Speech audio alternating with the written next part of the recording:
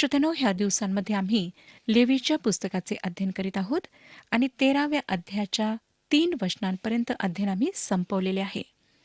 आम्ही महारोगासंबंधी नियम पाहत आहोत. आम्हाला ह्याद्वारे आत्मिक पाठ शिकायला मिळावा म्हणून मी ह्या वचनांवर बराच वेळ घेतला. पापाविषयी आज अधिक बोलला जात नाही, तरी आमची मूळ समस्या पाप आहे.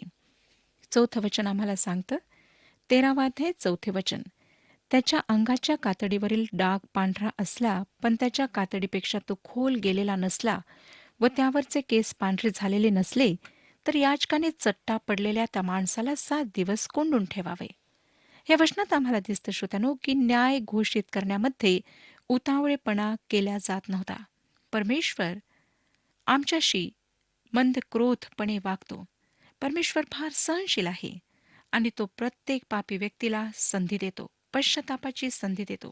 निर्गमचे पुस्तक 34 अध्याय 6 आणि 7 वचने सांगतात. निर्गमचे पुस्तक 34 अध्याय 6 आणि 7 वचने. परमेश्वराने त्याच्या समोरून जाताना अशी घोषणा केली, परमेश्वर दयाळू व कृपाळू, मंदक्रोध, दयेचा व सत्याचा सागर, हजारो जणांवर दया करणारा, अन्याय, अपराध व पाप ह्यांची क्षमा करणारा, पण अपराधी जनांची मुळीच गय न करणारा असा तो वडिलांच्या दुष्टाईबद्दल पुत्रपौत्रांचा 3रा व 4थ्या पिढीपर्यंतही समाचार घेतो. ही वचने जुन्या करारातील आहेत. नवीन करारात देवाच्या सहनशीलतेविषयी पेत्राचे 2 पत्र 3रा अध्याय आणि 9व्या वचनामध्ये लिहिले आहे. पेत्राचे 2 पत्र 3रा अध्याय 9वे वचन. कित्येक लोक ज्याला विलंब म्हणून म्हणतात, तसा विलंब प्रभू आपल्या वचनाविषयी करीत नाही, तर तो तुमचे धीराने सहन करीतो. कोणाचा नाश व्हावा अशी त्याची इच्छा नाही, तर सर्वांनी पश्चाताप करावा अशी आहे. श्रोत्यानो, याजक त्या व्यक्तीला 7 दिवसपर्यंत कोंडून ठेवीत असे आणि त्याला वाटले की तो महारोग असावा, परंतु तरी तो त्याच्यासोबत सहनशील असे. ह्याच प्रकारे देवाने ह्या जगाला पापाच्या रोगामुळे अलग ठेवले आहे, पण तो फार सहनशीलपणे व्यवहार करीत आहे. रोमकरासपत्र 11वा अध्याय 32वे वचन बघा. रोमकरासपत्र 11वा अध्याय 32वे वचन. त्या सर्वांवर दया करावी म्हणून देवाने त्या सर्वांना आज्ञाभंगाच्या कोंडवाड्यात कोंडून ठेवले आहे. गलतीकरासपत्र 3रा अध्याय आणि 22वे वचन सांगते. गलतीकरासपत्र 3रा अध्याय 22वे वचन. तरी शास्त्राने सर्वांस पापामध्ये कोंडून ठेवले आहे. ह्यात उद्देश हा की विश्वास ठेवणाऱ्यांना येशू ख्रिस्ताच्या विश्वासाने जे अभिवचन आहे ते देण्यात यावे. आता आपण 5वं वचन वाचूया. 7व्या दिवशी याजकाने पुन्हा त्याची तपासणी करावी आणि तो चट्टा जशाचा तसाच असून कातडीत पसरला नाही असे त्याला दिसून आले, तर याजकाने त्याला आणखी 7 दिवस कोंडून ठेवावे. 7 दिवसानंतर याजक अजून एकदा त्याचे परीक्षण करी व पुन्हा जर काही त्याला आढळले, तर त्या रोग्याला 7 दिवस अजून कोंडून ठेवे. त्वरित किंवा घाईने निर्णय घेण्यात येत नसे. ह्यावरून आम्हाला सुद्धा हे शिकायला मिळते श्रोत्यानो. दुसऱ्या विश्वासणाऱ्यांविरुद्ध खोटे आरोप लावणे एक गंभीर बाब आहे. पौलाने तिमथ्याला पहिले पत्र 5वा अध्याय आणि 19व्या वचनात म्हटले. तिमथ्याला पहिले पत्र 5वा अध्याय 19वे वचन. 2 किंवा 3 साक्षीदार असल्या वाचून कोणत्याही वडिलांवरील आरोप स्वीकारू नको. त्याने त्याला ही सुद्धा चेतावणी दिली की शेवटल्या दिवसात खोटे आरोप लावणारे उठतील. 6वं वचन. 7व्या दिवशी याजकाने पुन्हा त्याची तपासणी करावी आणि चट्टा बुजत चालला असल्यास व तो कातडीत पसरला नसल्यास याजकाने त्याला शुद्ध ठरवावे. ते साधे खवंद होय. त्या माणसाने आपली वस्त्रे धुवून शुद्ध व्हावे. जर त्या कातडीवरचा डाग 14 दिवस पसरला नाही, परंतु तो बुजत चाललेला दिसला, तर तो महारोग नाही असे समजून त्या माणसाला शुद्ध घोषित करण्यात येई. तो त्याच्या प्रिय लोकांमध्ये पुन्हा जाऊन मिसळू शकत असे. स्मरण करा श्रोत्यानो, की प्रभूने एका महारोग्याला स्पर्श करून शुद्ध केले होते. याहीपेक्षा तो आत्मिक रूपाने महारोगी असणाऱ्यांना म्हणतो की तुमची पापे क्षमा करण्यात आली आहेत. त्याने शारीरिक आजार बरे केलेत, हे दर्शविण्याकरिता की तो तारणारा आहे, जो पाप क्षमा सुद्धा करू शकतो. स्मरण करा की परुषी व शास्त्रांनी त्याला कसे विचारले, केवळ देवा वाचून पापांची क्षमा कोण करू शकतो? म्हणून येशूने त्या पक्षघाती माणसाला प्रथम सांगितले की तुझ्या पापांची क्षमा झाली आहे, आणि नंतर तो म्हणाला लूका शुभवर्तमान 5वा अध्याय 17 ते 26 वचनांमध्ये, परंतु मी आपणाकरिता एकच वचन वाचत आहे. परंतु पृथ्वीवर पापांची क्षमा करावयास मनुष्याच्या पुत्राला अधिकार आहे हे तुम्हा समजावे म्हणून तो पक्षघाती मनुष्याला म्हणाला, मी तुला सांगतो, उठ, आपली बाज उचलून घेऊन आपल्या घरी जा. पुढे 7 आणि 8 वचने बघा. तरी पण त्या मनुष्याने स्वतःला शुद्ध ठरविण्यासाठी याजकाला दाखविल्यानंतर त्याच्या कातडीवरील ते खवंद पसरत गेले असल्यास त्याने पुन्हा याजकापुढे हजर व्हावे. याजकाने तपासणी करावी आणि ते खवंद कातडीत पसरल्याचे दिसून आल्यास त्याने त्याला अशुद्ध ठरवावे, तो महारोग होय. ही ह्या चित्राची अंधकारपूर्ण बाजू आहे. हे आता तिसरे परीक्षण आहे. काय परमेश्वर मानवाला अधिक प्रसंग देतो? होय श्रोत्यानो, परमेश्वर एका पापी व्यक्तीला 1000 वेळा संधी देतो, त्याहीपेक्षा अधिक संधी देतो, जर तो त्याचा फायदा करून घेऊ इच्छित असेल तर. शेवटी निर्णय जाहीर करावा लागत आहे. तो माणूस महारोगी घोषित केला जात असे. हे एक भयंकर वाक्य आहे श्रोत्यानो, आणि त्या व्यक्तीला, त्या महारोग्याला बाहेर काढण्यात येईल. ह्या उलट ज्या माणसाला महारोग आहे असे समजून त्याला जातीबाहेर करण्यात येईल असे वाटत असे, त्याला जेव्हा शुद्ध घोषित करण्यात येत असे, तेव्हा तो त्या दिवसापासून महारोग्यासारखा राहत नसे. तो शुद्ध असे व शुद्ध असणाऱ्यांप्रमाणे राहत असे. हा आमच्यासाठी किती चांगला पाठ आहे. काही लोक परिवर्तन झाल्याचा दिखावा करतात. ते परीक्षणात काही काळ स्थिर राहतात, परंतु शेवटी त्यांचे खरे स्वरूप उघडकीस येऊ लागते व कळते की ते मुळीच परिवर्तित झालेले नाहीत. योहान ह्याविषयी योहानाचे पहिले पत्र 2 अध्याय 19 वचनामध्ये म्हणतो, योहानाचे पहिले पत्र 2 अध्याय 19 वचन, आपल्यातूनच ते निघाले तरी ते आपले नव्हते. ते आपले असते तर आपल्या बरोबर राहिले असते. त्यांच्यातील कोणीही आपला नाही हे प्रगट व्हावे म्हणून ते निघाले. पेत्र ह्या अशुद्ध व अनैतिकतेने भरलेल्या महारोग्याविषयी बोलताना पेत्राचे दुसरे पत्र 2 अध्याय 22 वचनामध्ये म्हणतो, पेत्राचे दुसरे पत्र 2 अध्याय 22 वचन, आपल्या ओकारीकडे परतलेले कुत्रे व अंग धुतल्यानंतर गाळात लोळण्यास परतलेली डुकरीण अशी जी खरी म्हण आहे, तिच्यासारखी त्यांची गत झाली आहे. आता 9 ते 11 वचनांमध्ये जुन्या महारोगाचे निदान ह्याविषयी सांगण्यात आलेले आहे. 9 ते 11 वचने, एखाद्या मनुष्याला महारोगाचा चट्टा असल्यास त्याला याजकाकडे न्यावे. याजकाने तपासणी करावी आणि जर त्याच्या कातडीला पांढरी सूज आली असली व त्यामुळे तेथील केस पांढरे झाले असतील व सुजेच्या ठिकाणाचे मांस नाजूक झालेले असेल तर त्याच्या कातडीतला तो जुनाट महारोग होय. याजकाने त्याला अशुद्ध ठरवावे, त्याने कोंडून ठेवू नये, कारण तो अशुद्धच होय. हे श्रोत्यानो जुन्या महारोगाविषयी आहे आणि त्याला जुनाट महारोग आम्ही म्हणू शकतो. ह्याला निरीक्षणासाठी कोंडून ठेवण्याची काहीच गरज नव्हती, कारण त्याचा महारोग निश्चित होता. काही कठोर पापी आहेत, जे खरोखर पापी आहेत, ज्याविषयी त्यांचे मित्र सुद्धा त्यांना सांगतात. ह्या वर्गात आत्मिक गुन्ह्यात बुडालेले खुनी, चोर, दारुडे, नशिले द्रव्य घेणारे लोक आहेत. हे त्यांच्या पापांच्या गुलामीत आहेत व ह्यामध्ये त्यांची मदत फक्त एखाद्या अलौकिक उपायानेच होऊ शकते. मानवी उपायांनी ह्यांची सुटका शक्य नाही.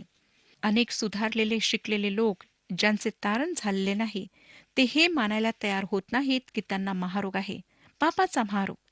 त्यांना जर तुम्ही हरवलेले पापी आहात असे म्हटले तर ते विरोध करू लागतात.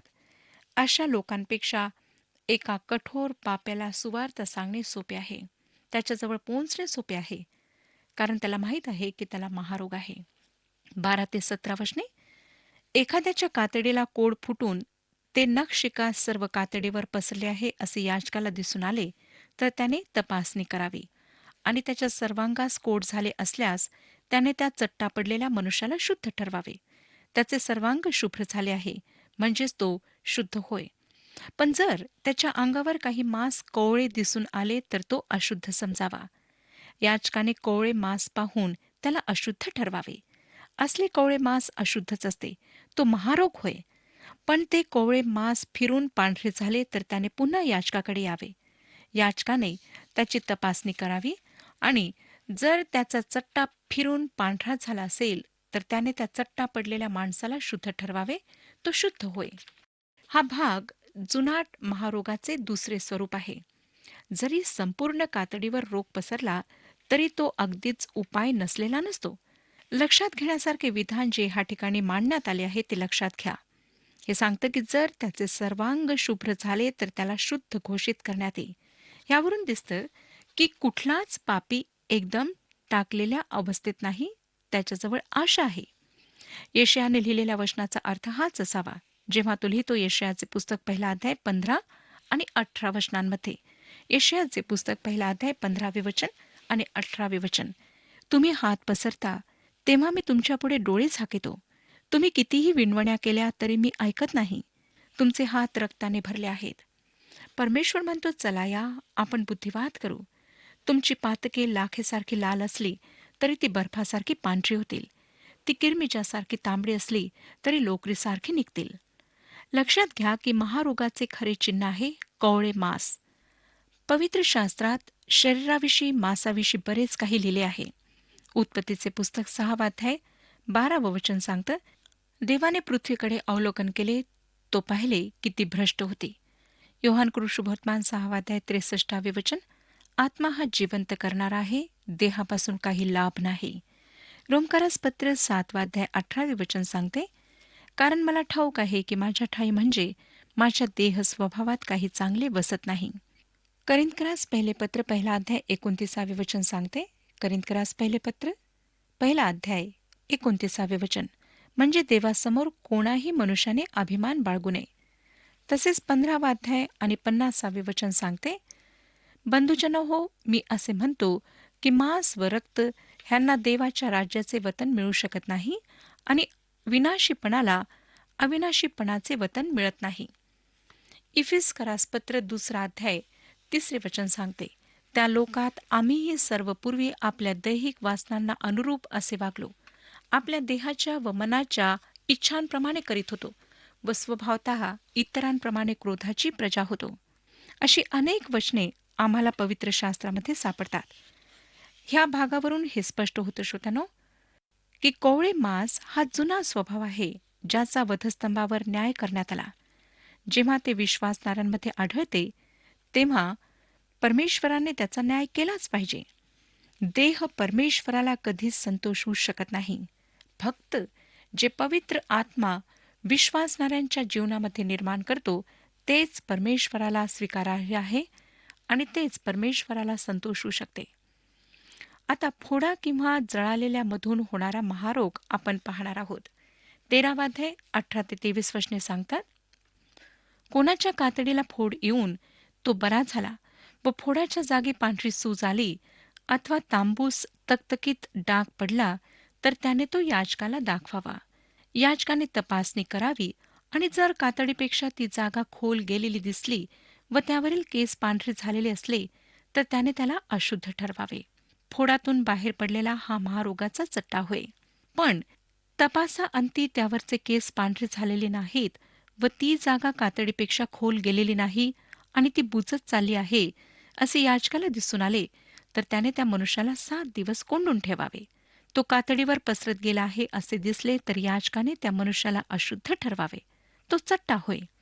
तो तकतकीत डाग तेथल्या तेथेच राहून पसरला नाही तर तो फोडाचा वण आहे, म्हणून याजकाने त्या मनुष्याला शुद्ध ठरवावे. फोड्याचे परीक्षण ह्याविषयी ही वचने सविस्तरपणे सांगतात. त्या फोड्याचे निरीक्षण याजकाने करायचे असे की त्यामधून महारोग तर होत नाही. हे एखाद्या लहान फोड्याप्रमाणे आहे जो पुढे जाऊन कॅन्सरमध्ये परिवर्तित होतो. नवीन महारोगाचे परीक्षण ज्या प्रकारे केल्या जाई तीच पद्धती ह्या ठिकाणी ते वापरीत असत.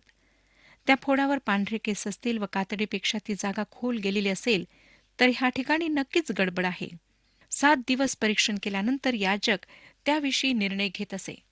जुने पाप पसरून घातक बनण्याची नेहमीच भीती असते. एखादा नवीन परिवर्तित व्यक्ती नेहमीच सांगतो की त्याला विशिष्ट वाईट सवयीपासून सुटका मिळाली आहे आणि आपली साक्ष देताना ह्या गोष्टींविषयी तो सर्वांना सांगतो. परंतु काही वर्षांनी तो जुना आजार तोंड बाहेर काढतो व असे घडते. परंतु असे लोक जे काही कारणांनी मागे पडतात त्यांना दोषी ठरवून दूर लोटायचे नाही, परंतु त्यांना हे सांगायचे आहे की त्यांचा हा पापाचा आजार बरा होऊ शकतो. तारणारा प्रभू येशू ख्रिस्त अद्यापही त्यांच्याकरिता उपलब्ध आहे. 24 ते 28 वचने बघा. एखाद्याच्या कातडीत जळाल्याचा वण असेल व त्या वणाच्या कोवळ्या मासात तांबूस, तकतकीत किंवा नुसता पांढरा डाग दिसून येईल, तर याचकाने त्याची तपासणी करावी आणि त्या तकतकीत डागावरील केस पांढरे झाले असतील व कातडीपेक्षा ती जागा खोल गेलेली असेल, तर त्या जळलेल्या भागी महारोग फुटला आहे. याचकाने त्याला अशुद्ध ठरवावे. तो महारोगाचा चट्टा होय. पण तपास अंती त्या तकतकीत डागावरचे केस पांढरे झालेले नाहीत व ती जागा कातडीपेक्षा खोल गेलेली नाही आणि ती बुजत चालली आहे असे याचकाला दिसून आले, तर त्याने त्याला 7 दिवस कोंडून ठेवावे. 7व्या दिवशी त्याने त्याची तपासणी करावी आणि तो कातडीवर पसरत गेला आहे असे दिसले, तर याचकाने त्या मनुष्याला अशुद्ध ठरवावे. तो महारोगाचा चट्टा होय. तो तकतकीत डाग तेथल्या तेथेच राहून कातडीवर पसरला नाही व तो बुजत चालला आहे असे दिसून आल्यास ती जळलेल्या जागेची सूज आहे असे म्हणून याचकाने त्याला शुद्ध ठरवावे. तो त्या जळलेल्या जागेवरचा वण होय. ह्यामध्ये जळण्याद्वारे जो महारोग फुटतो त्याचे वर्णन करण्यात आले आहे. हा जळाल्याचा वण निश्चित प्रमाण नाही. हा जळाल्याचा वण एखाद्या गरम वस्तूने जळाल्याचा किंवा एखादी लागण पण असू शकते, पण तरीसुद्धा महारोग पसरण्याची भीती त्या ठिकाणी असते. ह्या गोष्टी त्या वचनाला मजबूत करतात ज्या ठिकाणी देहावर फार बारीक लक्ष ठेवायचे आहे. रोमकरासपत्र 6 अध्याय 19 वचन सांगते. रोमकरासपत्र 6 अध्याय 19 वचन, तुमच्या देह स्वभावाच्या दुर्बलतेमुळे मनुष्य व्यवहाराप्रमाणे मी बोलत आहे. कारण जसे तुम्ही आपले अवयव स्वैराचार करण्याकरिता अमंगळपणा व स्वैराचार ह्यास गुलाम असे समर्पण केले होते, तसे आता आपले अवयव पवित्रीकरणाकरिता नीतिमत्वाला गुलाम असे समर्पण करा. करिंथकरास पहिले पत्र 9 अध्याय 27 वचन, तर मी आपले शरीर कुदलतो व त्याला दास करून ठेवतो. असे न केल्यास मी दुसऱ्यास घोषणा केल्यावर कदाचित मी स्वतः पसंतीस न उतरलेला असा ठरेन. श्रोतनो, ही सर्व वचने आम्हाला आमच्या देहात कुठे लहान फोडा तर नाही ना, हे काळजीपूर्वक पाहण्याकरिता शिकवतात. आता शरीर देवाला संतोषवू शकत नाही. 29 आणि 30 वचने बघा. एखाद्या पुरुषाच्या किंवा स्त्रीच्या डोक्यावर अथवा हनवटीवर चट्टा असला, तर याचकाने त्याची तपासणी करावी आणि ती जागा कातडीपेक्षा खोल दिसली व तिच्यावर काही पिंगट बारीक केस असले, तर त्याने त्या व्यक्तीला अशुद्ध ठरवावे. ही चाई डोक्याचा अथवा हनवटीचा महारोग होय. डोक्यावर किंवा हनवटीवर फुटणारा महारोग. महारोग अवघड ठिकाणी सुद्धा फुटतो. डोक्यावरील व दाढीच्या केसांमुळे तो गुप्त राहतो, म्हणून अशा ठिकाणी महारोगाचे विशेष परीक्षण करायला हवे. आम्हाला माहीत आहे श्रोतनो, की पाप बरेचदा आमच्या विशेष अशा ठिकाणी चालू होते व ते संपूर्ण मंडळीत आणि विश्वासणाऱ्यांच्या देहाला दूषित करते, कमजोर करते. फार काळजीपूर्वक अशा पापाचे परीक्षण करायला हवे. 31 ते 37 वचने बघा. याचकाने हा चाईचा चट्टा तपासून पाहावा व तो कातडीपेक्षा खोल नसला व त्याच्यावर काळे केस नसले, तर चाईचा चट्टा असलेल्या त्या मनुष्याला त्याने 7 दिवस कोंडून ठेवावे. 7व्या दिवशी त्याने ह्या चट्ट्याची तपासणी करावी. ती चाई पसरली नाही, त्या जागी काही पिंगट केस नाहीत व ती जागा कातडीपेक्षा खोल गेलेली दिसली नाही, तर त्या मनुष्याने क्षौर करवावे, पण चाईवरचे केस काढू नयेत. याचकाने त्या चाई असलेल्या मनुष्याला आणखी 7 दिवस कोंडून ठेवावे. 7व्या दिवशी याचकाने ती चाई पुन्हा तपासून पाहावी आणि चाई कातडीवर पसरलेली नसली व कातडीपेक्षा ती खोल गेलेली नसली, तर त्याने त्याला शुद्ध ठरवावे. त्या मनुष्याने आपले कपडे धुवावे व शुद्ध व्हावे. तरी पण तो शुद्ध ठरल्यानंतर ती चाई पसरत गेली, तर याचकाने त्याला तपासावे व ती चाई कातडीवर पसरलेली दिसली, तर पिंगट केस शोधित न बसता त्या मनुष्याला अशुद्ध ठरवावे. परंतु ती चाई होती तेवढीच असून तिच्यावर काळे केस आले आहेत असे त्याला दिसून आले, तर ती चाई बरी झाली असून तो शुद्ध होय. याचकाने त्याला शुद्ध ठरवावे. ही वचने सांगतात की तो कदाचित महारोग नसावा, म्हणून ह्या ठिकाणी याचकाने त्यासाठी पर्याप्त वेळ घ्यावा. पुढे 38 आणि 39 वचने बघा. कोणा पुरुषाच्या किंवा स्त्रीच्या अंगावर तकतकीत डाग म्हणजे पांढरे तकतकीत डाग असले, तर याचकाने ते तपासावे व त्याच्या अंगावरील कातडीतले ते तकतकीत डाग करडे असले, तर ती कातडीवर फुटलेली दाद होय. तो मनुष्य शुद्ध होय. श्रोतांनो, ह्या ठिकाणी अंगावर उन्हामुळे उमटणारा लहान पिंगट ठिपका महारोगी नाही. आता पुढची वचने सांगतात की टक्कल पडणे महारोग नाही, जरी टक्कल पडलेल्या जागेवर महारोग फुटू शकतो. 40 ते 44 वचने. कोणा मनुष्याच्या डोक्याचे केस गळून त्याला टक्कल पडले तरी तो शुद्ध होय. त्याच्या कपाळाच्या वरच्या भागाचे केस गळून त्याला टक्कल पडले तरी तो शुद्ध होय. तथापि त्या टक्कल पडलेल्या डोक्यावरच्या किंवा कपाळावरच्या भागावर तांबूस पांढरा चट्टा पडलेला असेल तर त्या टक्कल पडलेल्या डोक्यावर किंवा कपाळावर महारोग फुटत आहे. मग याचकाने त्याला तपासावे आणि त्याच्या टक्कल पडलेल्या डोक्यावरच्या किंवा कपाळावरच्या भागावर अंगावरील कातडीच्या महारोगासारखा वर आलेला तांबूस पांढरा चट्टा असल्याचे दिसले तर तो मनुष्य महारोगी असून अशुद्ध होय. याचकाने त्याला अवश्य अशुद्ध ठरवावे. त्याच्या डोक्यावर पडलेला तो महारोगाचा चट्टा होय. श्रोत्यानो, ह्याविषयी आपण पुढच्या कार्यक्रमामध्ये अधिक अभ्यासूया. परमेश्वर आपणा सर्वांस आशीर्वाद देव.